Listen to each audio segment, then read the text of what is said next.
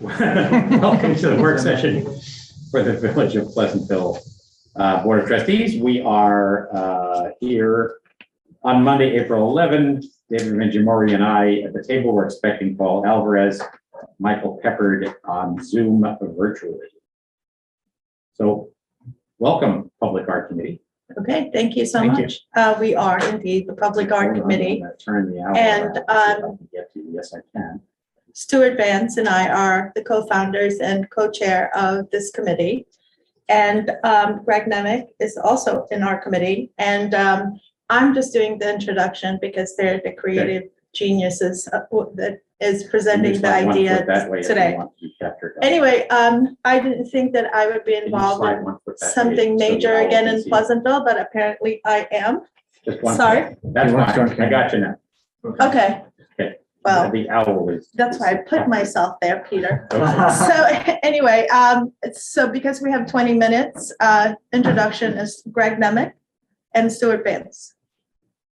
Hello. Well known to us. Yeah. Greg, artist extraordinaire and chair of the art department at the high school.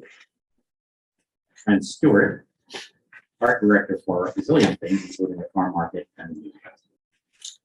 Thank you. So we're here today to talk about something that we've been working on for, well, basically since the creation of the committee. You're such great timing. We formed the committee in quarantine. Well, one of the first things that we decided that we wanted to do was it's a public art committee. We wanted to do something in Jackson Alley. It just seemed to be the ideal spot to kind of, kick off our activities. And so we've come up with this mural project, and you've got it in your hands there. We're calling it the walking murals. And the idea was, born out of this, during the pandemic, when everybody was isolated and nobody seemed to be around, and the downtown of the village was kind of like a ghost town. We thought, wouldn't it be wonderful, when everything kind of came back to life, to commemorate what had just happened to us as a community, and to commemorate how we came through it with, So you didn't want people huddled in the corner of their bedrooms crying as the mural project? Oh, that's what the imagery would have been. Yeah. See, I think that might have been like a realistic approach to what was happening during the pandemic, but the notion that we were kind of creating a memorial to the spirit of the village, and the kind of the spirit of activity, and togetherness that the village represents. And that was the theme that we had come up with, was togetherness. So in order to really illustrate this concept, we came up with this idea for almost like a immersive environment in Jackson Alley, where both sides of the alley, most of the walls, at least on the alley, were filled with these very colorful images, which I don't know if you saw, David, but in the packet I have some examples of sort of like a sketch idea of what this might look like. Mm-hmm. And these figures walking through the alleyway in both directions, as if when you yourself are walking, in the real world through the alley, there are these sort of heroic figures walking beside you, a reminder of the heroic spirit of the community and getting through the pandemic. Mm-hmm. So that's the basic concept behind it. Originally we had the idea that we would create this concept togetherness, create an RFP that would, and send it out to the artists in Westchester or maybe beyond. But Greg and I looked at the looked at the alley and we said, you know what, this idea of these walking figures just seems like it's the perfect idea. Let's take the RFP, use it for another purpose, another mural project, which is across the street from Soul Brewery and Gordon Parks, and let's see if we can develop this mural idea ourselves. So that's where we are right now. And what has happened since we made that decision is we've talked to all of the business owners who own those buildings. We've gotten buy-in and enthusiasm from everybody, including the Jacob Burns, who were so excited about it that they have kind of like opened up their plant to us to use for various purposes. One being we're going to do some photography of local citizens, and those are going to be the people who are walking through the alley, the heroic figures. So they have a sound stage there at the Media Lab, and they've offered it to us to use for that purpose. And I imagine that, you know, and we've gotten some other technical advice from them so far. I think that will also continue. And with the people who own Fat Root, they were thinking about doing a mural on the wall. I approached them and I said, well, look, if you're going to do a mural, it makes a lot of sense to be part of this overall project of the walking murals. And they loved the idea, and they even made a commitment to put some money into the project. So so far, that's about as far as we've gotten. We're in the process now of trying to put together the first budget, the first draft of the budget. Just yesterday, I got from Jim Coleman, local architect. He's been on the project as well as a consultant, and he put together these elevations, which Peter ran into us as we were actually measuring the walls and seeing, you know, what actually we're talking about in square footage here. So now that we have this, and we're going to be able to put together a per square foot cost, you know, based upon paint, labor, scaffolding, anything else I'm forgetting about? Brushes, Yeah, brushes. just all the equipment that it takes to paint something. Yeah. And that'll be our first draft of the budget. And thanks to Greg, we also have the help of a very, very experienced muralist in Philadelphia who has been giving us a lot of technical help for how to go forward with this. Yeah, I don't know if you've ever seen what Philadelphia looks like, but there's murals kind of every place there can be a mural. There's a mural in Philadelphia. He's one of the people who's been doing that for 28 years, so he's been a source of information and sort of helping us understand how to logistically pull something like this off. Cool. So we're getting all of our ducks in a row. We have the concept, we have the basis of what the art will be like and how we're going to make the art, and we're now developing the budget, and that's where we are. Oh, and I forgot to mention that the photography for that we're going to be doing, we're going to do an open call to the community and get as many people as we can to participate, because we want all sorts of people to be these figures walking through the alley. And local photographer and artist Chad Krause, I'm sure you've probably heard his name before, he's volunteered to be the photographer for this project. And so we're really excited about that, because he's a great photographer, really knows how to get the best out of people. And the fact that we're going to be working with that great soundstage at the Jacob Burns just makes the whole thing come together beautifully. So we're really, really excited about this idea. It's a big challenge. We're really aware of that.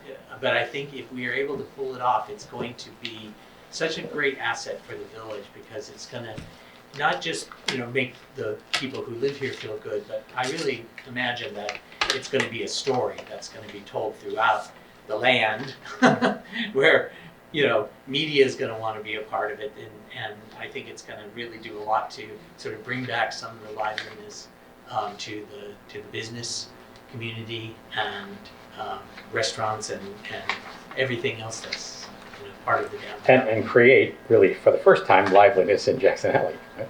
So, Yeah, exactly. I mean, the idea, and I mentioned it in the prospectus here, is that, you know, we sort of see Jackson Alley as potentially an art zone, where once we actually are able to, you know, make these murals happen, see building it out even more, in which, you know, we can have special art events and parties and openings and, you know, perhaps outdoor dinners and things like that, and really create this very lively zone. There's an alley that's very much like that in Cleveland, which is really fantastic and has that same kind of feeling. It's very lively, very energetic. And when I saw that a few years ago, I said, we could make Jackson Alley into something like this as well. so What's your Yeah. time frame? Well, I think that is probably connected to the budget in a sense. Once we know what we're dealing with in terms of how much work it's going to be, and we're going to try and get a crew together. You know, hopefully perhaps some very talented high school students, maybe some students from PACE might want to be involved in it. There are a lot of other details, such as insurance and things like that Marlene is really helping out with. Well, Eric is helping out. Oh, thank you, Eric. Yes, we've been talking Yeah. all along as things have come up, and so since there isn't a roadmap to this, I guess you're going to communicate with your attorneys and insurance people and just see, what is it that we need from perhaps the building owners, the artists. So My friend, his name is David McShane. He works at Mural Arts. I think it's the name of it in Philadelphia. His biggest concern was wires. Yeah. And Yeah. that's something I don't have any expertise on, so that I don't know what the best way is to tackle that issue. That yeah, so cable and internet wires are not dangerous; they're just in the way. But other wires are dangerous. So I think, I mean, that certainly would be an issue. So first off, I think the concept is great. Thank you. It really looks great. However, I assume, especially, we're talking about tens of thousands of dollars here. And fair to say? I mean, I Yeah. don't mean 100,000, but it's not 10, right? Yeah, I think it's more than 10. So then, and then of course the other issue, and Eric, and it is very hard to imagine that we could find a way where the village insurance company would be comfortable with a large number of untrained people working 30 feet in the air, right? So that's going to be an issue that has to be sorted out. We can't be having high school students rappelling up that high and potentially putting themselves at risk. What do you think, Eric? Yeah, certainly a conversation for our insurance brokers, but those are all the items. Yeah, so I mean, all of that might mean that the answer to the logistics are a much more elaborate physical scaffold structure where there are stairs and all of that, as opposed to the alternative of a lift that comes and goes and moves around. But I'm pretty sure there are OSHA regulations that are going to require harnesses and tie-offs and training and all of that, unless the high parts of this were done on a contract basis by some firm that does this stuff, right? Which I'm sure there are some around. Hadn't considered that, but It's not cheap, I'm sure. Yeah, exactly. But, I mean, That's just for what I example, said. you probably remember these. You remember the Richard Haas murals that were in Yonkers? No. This was 30 years ago or something, and I think there was a big to-do about demolishing one of the buildings that had one. But I mean, these oh were yeah, right. I really saw- high, really big, Mhm. sort of super scale things.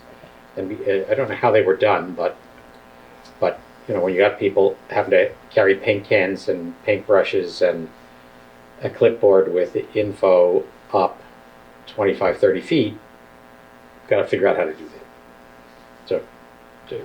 So, to build on what Peter said, you might want to, Philadelphia is a great example, find out how they handle this in other municipalities.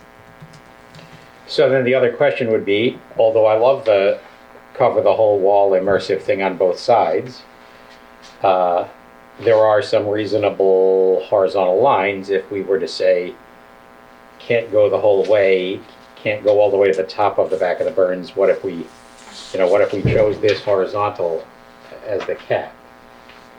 That would horrify you, I imagine. Mr. Well, And I don't mean to suggest we should give up the big picture at the Yeah. start. I'm just throwing it out there. well, in my mind at least, I don't know, Greg and I haven't really talked about this, but, there's the ideal, and then, yes, things could be, kind of brought down from the ideal to more practical, Yeah, right. I perhaps. mean, you have to start with a vision, Yeah. and not with resources, and, Yeah. and maybe we can get the resources in place. But Right. I mean, so when you're putting together a budget, you can obviously come up with some sort of a sense of the cost of the paint and brushes and all that kind of stuff. Then the cost of lifts and or scaffold is kind of hard to figure out, isn't it? It would be great if there Well- was some kind of association of local businesses who would be interested in supporting this as well. Could be. Could be. That be Paul? Could be. But I think we got to get some numbers, like Yeah. you're saying a little bit. Yeah. These are kind of early days. I mean, you asked about the time frame. Maybe a lawyer could put up a sign that says, slip and fall. Just throw everything in there. Again, the ideal time frame I would love to see personally is to have it finished by the end of this summer. I don't know if that's possible. I think it is possible if enough people are thrown at it and Right. get all the logistics in place. And there's some wall prep to be done Yeah. on both sides, or not, or just the one side? One side is certainly a lot more than the other, and that's really it's the old PCTV building that I think is the real problematic wall. To the point where if we weren't able to get that, in some way like set up and prepped and fixed up, we might even take it off take it off So, the project. and again, in the category of trying to find a way to make all of this possible, would it be unreasonable to divide it? One side is phase one, the other side is phase two, and do the burn side first? Yeah, absolutely. I mean, that is certainly a way to go. Yeah, and we're open to all sorts of possibilities. So, as we saw when we were standing there the other day, the telephone poles and the wires are like 2 feet off the wall. Yeah. I do think most of them are cable and internet Yep. and telephone, as opposed to Yeah. the The Con Ed powers electrical are wires way up up high. above the building. The Con Ed will, especially if there are any kind of lifts, that they will require, as they should, putting the shrouds on the insulator shrouds on the wires just so you can't hit them. But in some past circumstances, at least on commercial projects, they charge a very large sum of money for doing that. A larger sum of money than one might think seems reasonable. I mean, they're just popping these things over the wires. But so we'll have to engage Con Ed, and I don't know whether their cost structure for that would be different for a municipal activity as opposed to a commercial one. But that's an issue too. So Yeah. I know that my Dave McShane says that PECO, the Philadelphia power company, does it for free, but that might be because of the nature of what he's So doing. I can tell you, and again, I don't think we've asked for a village purpose, but I have received over the years many, many complaints from people who say they feel like Con Ed is overcharging them for that activity. But whatever, we can explore that, and obviously we've got plenty of Con Ed contacts. Are you talking about that Con Ed would insist that those cables that are actually Verizon or whatever, they would have to I be know, shrouded? I think it's just their power wires. Which I think we Yeah, but determined may be way I think above. they're way up, but I still think if there's a lift of any kind, it's going to be. Even if we never had any intention or I ability. mean, to maybe. get that high. Yeah. Never say never. Yeah. Well, I mean, it's certainly something to look out for. I mean, we're going to try Yeah. and anticipate every possible. Yeah, I just think, it's having, seen what goes on in New York City on, obviously big projects, but there's a serious to-do for requiring employees who are working on scaffolds to go through a training program, get the verification, take a little test, sign off that they're gonna wear the harness, the belt, through the legs, the whole 9 yards. And then there is safety equipment, including, hooks and the like, some of them with like a spring thing so that if you do fall, it cushions the fall. So, at any rate, all that's easy to imagine that is affordable when you're building a skyscraper. And maybe it's not fully necessary here, but I can't imagine in the end that we could have people working 30 feet in the air without safety harnesses. So we just have to figure what that looks like. Gary, who is the building manager person. Yes, at and a very knowledgeable Barnes, guy also. He told me that they had done some work that required scaffolding, and so he is, certainly somebody who we so can we should go talk to to him. for I mean, I his just think experience. one of our problems here is if we hire some company to do this, or say hired them to do the higher parts, they indemnify us, they carry insurance, they are responsible for all the rules and regulations. If we imagine some cast of volunteer characters, the likes of me, your quadrant is up there, that's where it gets, I don't know what the deal would be. So, all right. So I think what the bottom line is, I think it looks great. Thank you for this. God knows you got the right team on the job. Your whole committee is behind this concept. Right. So, get the budget together and let's see what that looks like. Yeah. So, that'll be the next step for sure. Hey, can I chime in with one comment, please? sure. Absolutely. Can you Yeah. hear me all right? Yes.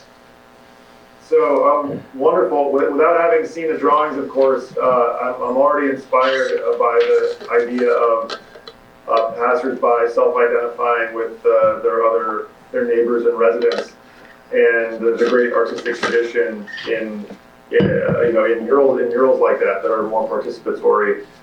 And I'm wondering if the committee would consider, if it becomes cost prohibitive to have 20-foot high murals, if the community would consider something shorter that might even enhance that idea of participatory viewing. If a mural is 8 feet high, it's still larger than life size, but you can kind of, as you're walking past, envision yourself in that mirror image experience, that iterative experience with the mural. For something that's 20 feet high, it does feel more like an art piece that you're viewing and not participating in. So just something to consider, that there may be a blessing in disguise if we have to go smaller, that smaller size, the only slightly megalographic, that smaller size might actually even do more for that participatory element. I agree. Okay. So, and Michael will send you email you the stuff that these guys have given us. So, look, it's Jackson Alley is a place that's been wanting something to happen from the day it was closed as a through street. Years back in the 80s, it used to be a one-way street from Wheeler out to Tompkins, and Barclays Hardware was still extant at 25 Wheeler, and that space that is the greenhouse used to be an open courtyard, and the space that became PCTV was a garage with peat moss and fertilizer. So used to be that people pulled up there and loaded stuff up and moved on, and it was also another way to another turn. When it turned into a pedestrian walkway, it's been sort of a solution awaiting a creative injection of something, and you guys have provided it. So Well, we have a lot of enthusiasm for I know that. All right. So then, the next challenge is going to be, let's get our arms around the numbers, figure Yeah. out the logistics, Yeah. figure out what's really even possible, and then try to scare up the money to do it. Right? Yeah, I hope you guys are able to maintain your vision. I think it could be transformative for the downtown space. Yeah. Thank you. Okay. All right. Great. Thank you very much. Thank you, team. Thank you. We're looking for sponsors. Thank you. I just had one more question. Was there a plan for Fat Root to change the ground? I mean, I don't know. Well, so one issue to be addressed is Fat Root has had this idea of building an enclosure on the side, Yeah. which I think engages part of the wall you show. I don't think that has been finalized, and they haven't been finally approved to do it, but they envisioned a roof, a Right. permanent roof. I mean, obviously removable, but did they talk to you about that? We went through that, and actually I proposed to them a way of working with that wall, behind their Okay. shed. Yeah, So great. they're aware of that, we're aware of it. I think when we get to the point where we're making actual renderings that are, one-to-one, Right. we would be working with that shed space if it was gonna go through for sure. Okay, great. Yeah. Thank you, guys. Okay, Thank you. All right, let me swing Oh, it's the okay. camera around. Okay, next up on our agenda is Mike Newman. I see you are on there. Hello, Mike, our Superintendent of Recreation and Parks. How are you, Mike? Good, how are you guys? I'm fine. So, regarding the holiday tree and proposed storage shed donation, take it away. Yes, so first, I think we're all aware that the current tree does not look like it's in very good health. This is on the we did have island an at Manville and Edgewood. Yeah, sorry. We had an arborist report done just to be sure, and it is in poor health. So what I would like to do is try to get it replaced this spring. So we have engaged with the village electrician on potentially moving the electric, because that's one of the issues too. The electric is basically right underneath the tree, which in the past, I guess, had to cut away the tree to get to the electrical, and it really just shouldn't be tricky with the root system and all that. So we were gonna propose and move the electrical panel up against one of the planters now on that island. We will run a tube so that we can snake the electrical cords for when we light the tree during the season. And then we would also obviously take down the tree. Our guys would be able to take that down. And then we would like to plant about a 20-foot Norway spruce. So that tree is how tall now? 40-ish, something like that? That's gotta be closer to 60, I think. Really? So, I mean, the painful reality, obviously, is the tree has been leaning for a long time, and the clock is ticking, but people obviously will regret the loss of a big tree and the replacement of a new, smaller one, but there's a limit even to what's realistic to plant a tree, right? Yeah, and I think we can kind of pull it, and I know other communities have done that where they put like a large, like cartoon, you know, for the holiday thing, we can put that out, and kids can take a picture next to that and the tree, and they're growing with the tree for years. Yeah. So they. We had an offer at one point, and I don't know whether the tree is appropriate, from Steve Lopez for a tree on his property to be moved. That may not be realistic from the standpoint of the logistics of digging it up and moving it. And just to explore it, is 20 feet kind of what you think is the logical intersection of cost and logistics? Can you buy a bigger Yeah, tree, and can you transplant a bigger tree safely? Will it survive? Well, so that's you never know with these things. I know some other communities have planted multiple times and they didn't survive. I feel like the 20-footer is something manageable as far as planting, and lights for the first couple of years is something we can still do in-house while it grows. I mean, I could explore a little further bigger, but I thought the 25-footer would be a good fit. Yeah, I wonder, Eric, is it worth getting Eli from Wagner Hodgson to spend half an hour of his time offering commentary on what tree they would suggest. I mean, is a Norway spruce the right thing? I mean, the arborist says that's the answer. I mean, clearly, we need something that is similar in shape and character to what we have. I think we can certainly engage him.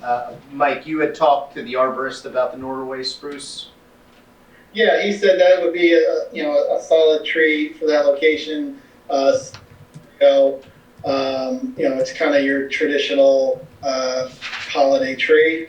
And it's size-wise, something we can to prune and shape the way we want as it gets bigger. Okay.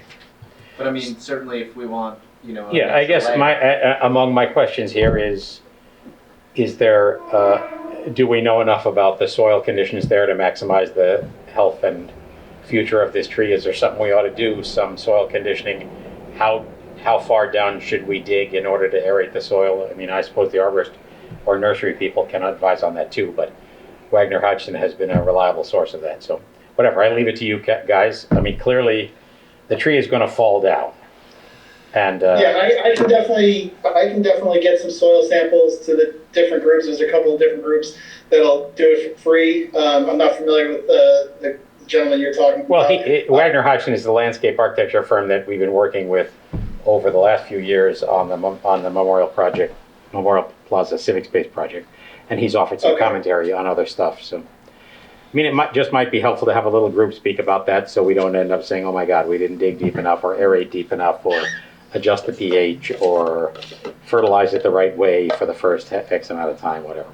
So. Well, yeah, whatever we plan, we'll plan to. We have a contract with Barrett, who checks out a couple of the trees, the Patty's wire tree, and a couple of the new trees. Right. For planting in the plaza. We would do that as well with this. Yeah. So, whatever. I leave it to you guys to work out who should weigh in on it. I just think we ought to go down every reasonable alley to maximize the chance that this thing will thrive. So, all right, thank you, Mike. And then you were going to talk about the storage shed. Yeah, so ASO would like to donate a storage shed that would be used for our purposes. We would use it to store our field turfs, and they would like to use the other half for their needs and storage out of Parkway Field.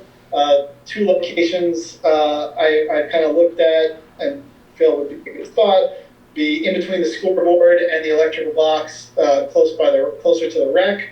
The other location would be on the other side of the footbridge that leads to the Hinkle parking lot there. You mean on the far side, still on the field side of the bridge, but on the far side of the bridge? Yes. So Yes. how big is the shed that's proposed? The shed would be 10 by 20. And is it metal or wood or? We're looking at, right now, we're looking at one of those wood sheds. Similar to the kind of style like the farmer's market sheds. But they're twice as wide. Yeah. And does it need a foundation or it sits on blocks? So or? we're gonna box it out, and we talked with the department too, and we'll do the proper permitting.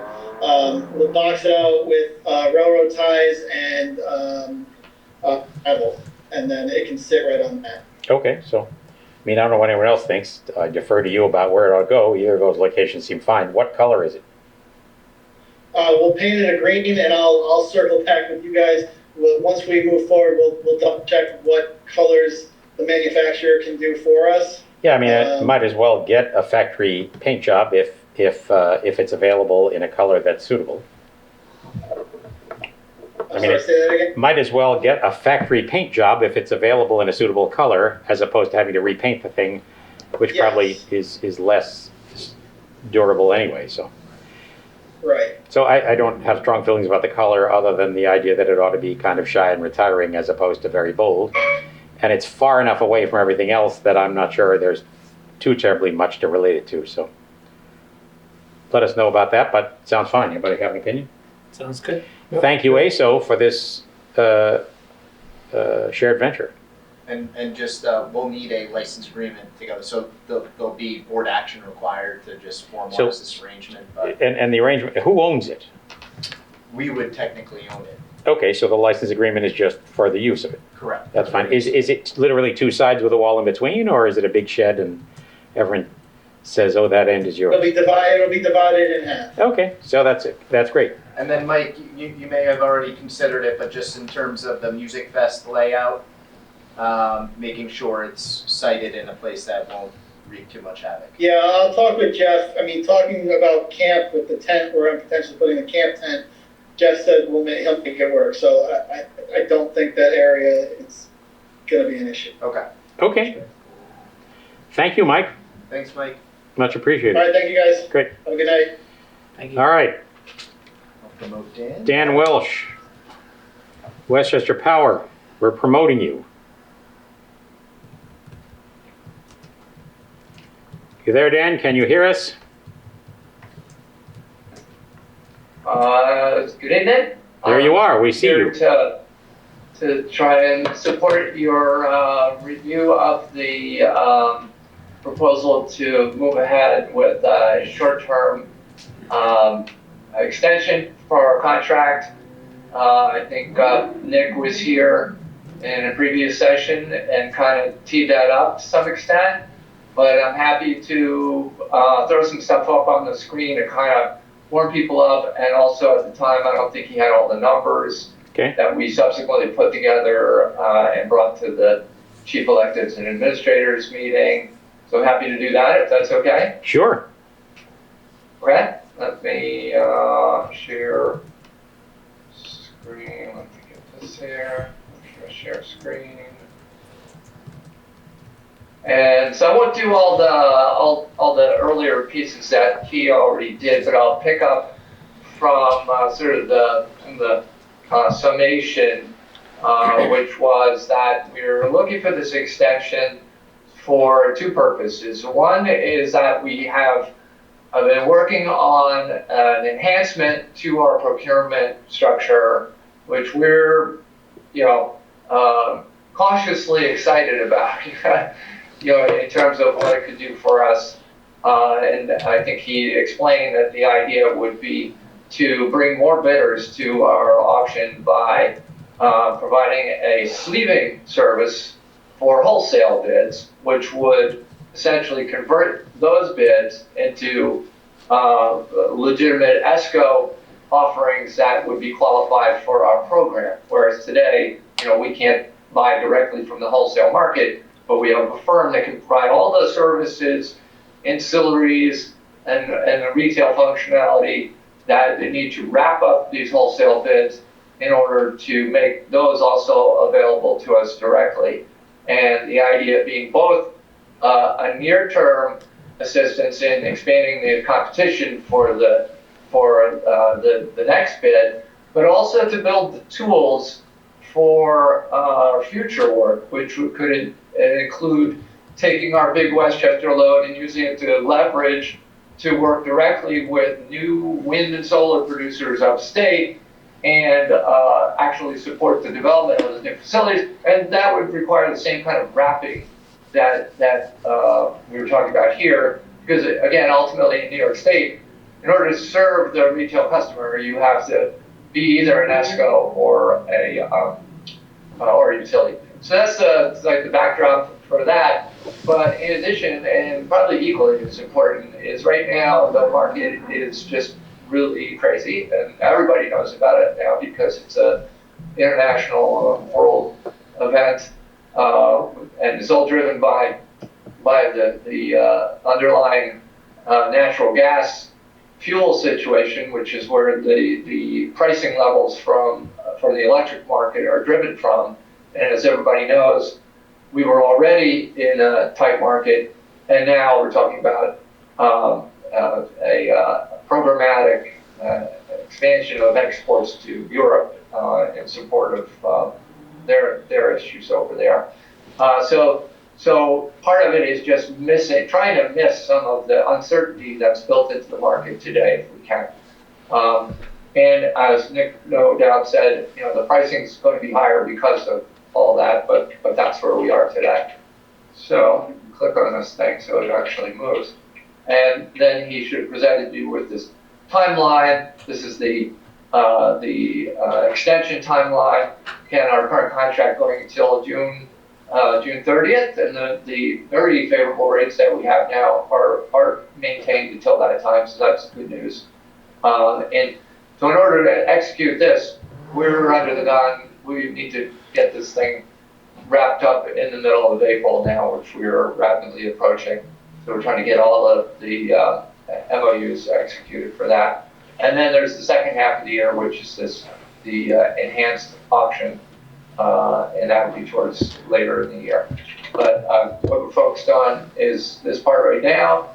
And again, we did have a meeting with the chief electeds and administrators. We talked about what was going on in the market, the doubling of the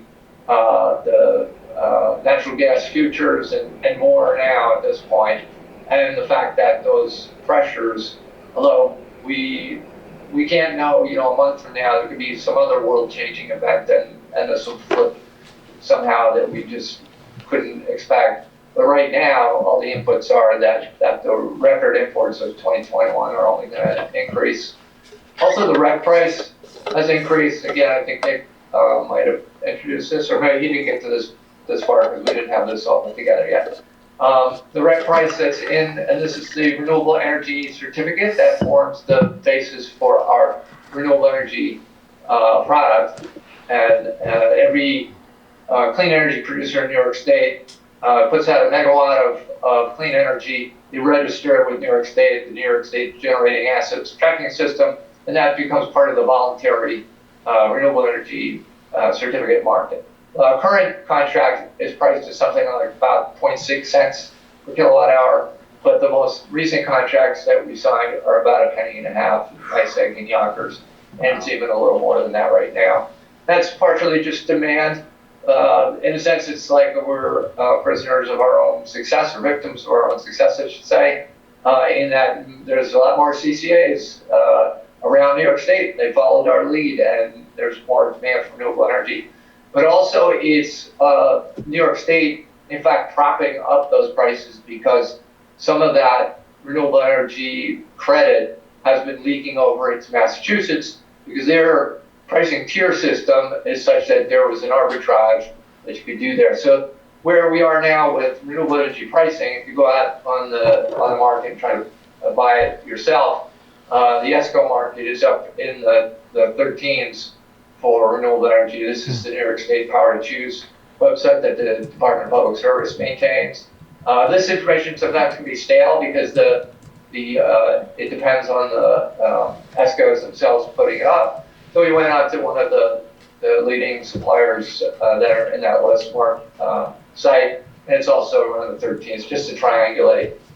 Then this is the pricing that we've been collecting along until in order to triangulate and get ourselves set up for this.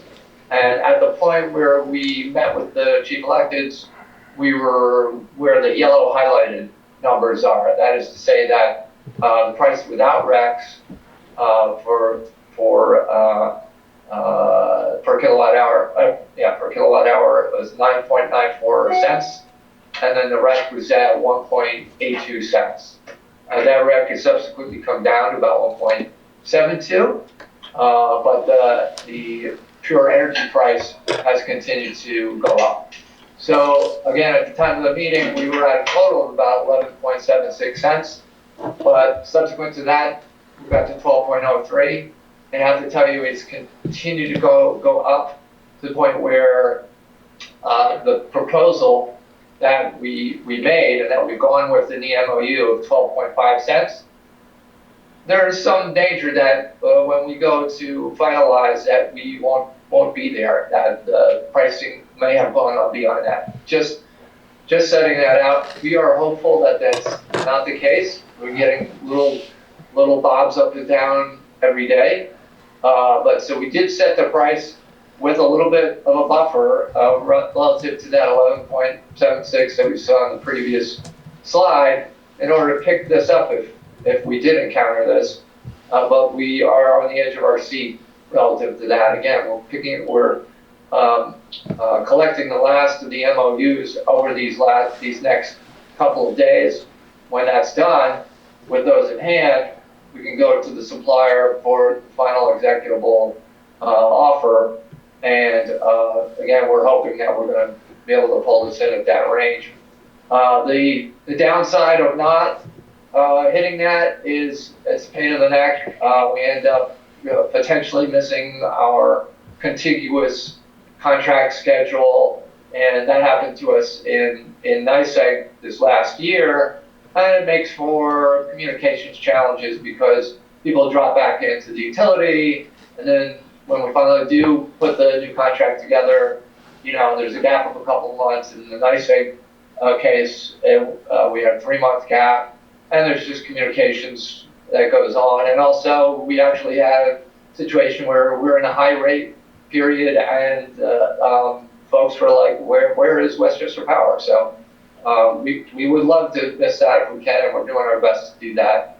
And again, just to kind of close the warm up for everybody and welcome any questions, just to point out that Westchester Power rates are fixed, but they're not fixed for individuals in the sense that they're locked in or anything. You can drop out at any time you want. So for individuals participating, it serves as essentially a rate cap. You never have to pay more than the Westchester Power rate. And of course, we also have the standard supply, which is available. And if people feel that's a better place for them to be for whatever their reasons, we're always ready to help them switch to that. And again, obviously, our goal is stable long-term rates and to try and provide access to the renewable energy market in an economically effective way for people. So that's the backdrop, and obviously all the other programming that's kind of glued into it, because as we're doing our work on heat pumps and things like that, we want to have that underlying green supply in order to make it all hang together and make sense. So that's kind of the backdrop that we had prepared, and you have the MOUs in your packet, as along with it's supplied along with the contract extension document, which is just a couple pages primarily, but the price change and anything date-wise that needs to change. That's an exhibit to the MOU, because if we do get the compliant bids, compliant offer for this, then that would be the contract that the municipalities would sign. So that's included as an exhibit, as well as your existing contract. So. And we have that on the agenda to act on tonight. Right. So, let me just thank you, as always. You guys have wrapped around this whole venture a level of sophistication that the average homeowner could never achieve on their own. And I very, very much appreciate it. I suppose in the category of good news sometimes is wrapped up with bad news. The increasing costs of the green supply based on demand indicates more demand, and that was the whole idea, right? There's something to that. Yeah. All right. Any questions from anybody else? Yeah, too bad to see the rates go up, but nothing you could do. Yeah, you're trying to create stability in an unstable world. All right. Yeah, and as I say, this short-term extension, it's these are higher rates than we're used to seeing for sure, but you should also, if we were to drop out during this period, there would be no guarantee that you wouldn't be experiencing some of the pains that some of the Con Ed customers experienced over the last couple of months. So we're going to try to navigate through this, get to the new auction, and hopefully the new structure will enable us to find the most economic options for our residents. All right, so here's hoping the not to exceed price turns out to be viable. Yeah, for sure. All right. Any other questions? Anybody? No, thank you. All right, thank you, Dan. Much appreciated. We'll act tonight. Great. Have a good night, folks. Right. Thanks very much for your time. Take care now. Okay, so look at that, we're 6 minutes ahead of schedule. Shocking, Jeez, huh? pretty impressed. Yeah, must be the spring weather.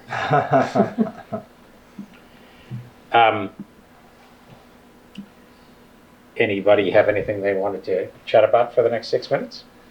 So at some point, we're going to go through some of the smaller ideas that we had for the ARPA funding, right? Yeah, I have that scheduled for May 9th, Okay, the May 9th meeting. Great. We'll have Jeff come in, talk about the larger capital items, Mhm. And then we can chat about the other ones. okay. And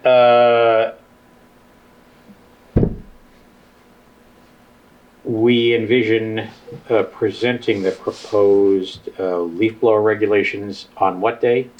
So at the next meeting, there'll be a resolution scheduling the public hearing for the leaf blower local law for the 9th. For May 9th. Correct.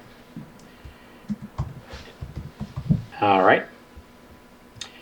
So, I just want to make sure I've got all my ducks in a row for announcements. Pleasantville Day is May 21, Memorial Day, May 30, Fire Department Parade, June 3. Are we envisioning doing the parade, the Memorial Day parade, starting at BRS and walking down Memorial to Memorial Plaza, or not? That normally has been a couple of fire trucks, ambulance, Girl Scouts, Dad's Club, that whole thing. Yeah, that's the thought right now. Okay, Obviously, could be fluid, but right. that's the thought right now. Have we started to message out to those players? Mike has started having Okay. initial conversations, but he's been consumed right now by Pleasantville Day mostly. But I imagine. yeah, I'll follow up with him. Yeah, and Shane, what are the logistics of that for you? I mean, it's what we've done in the past, I guess, but we haven't done it in a couple of years. Should be okay if you want to go from Bedford Road. The only issue would be sound at Bedford Road because we're not hiring sound anymore, right? Yeah, I think what we would have to do is just set up the sound system down here. We could use that small portable one that's low power up at the BRS corner. That seemed realistic. So, okay. We were talking about planning. So the event for the fall that we're trying to do, that we're kind of planning a little bit, we're gonna call it a block party, Pleasantville block party, and Instead of Oktoberfest? right, and we're looking at October 1st. Blocktoberfest. What's that? Blocktoberfest. Well, we wanted it so remember the plan was that we want to try to get Washington Avenue closed as well from the fire station down to where the clock is. So I have an email from Lydia, and Natalie, and from Paulie, who is Lucio's son. Their idea for the part of the Washington Avenue part of, because we're looking to do that street closure and then Wheeler. That happens to also be the high school's, the homecoming. So there will be a lot of people here, alumni coming back. So we're looking to do, and I'm going to send this out to Eric just so he can kind of look through this and see the logistics of what we would need insurance-wise, all that.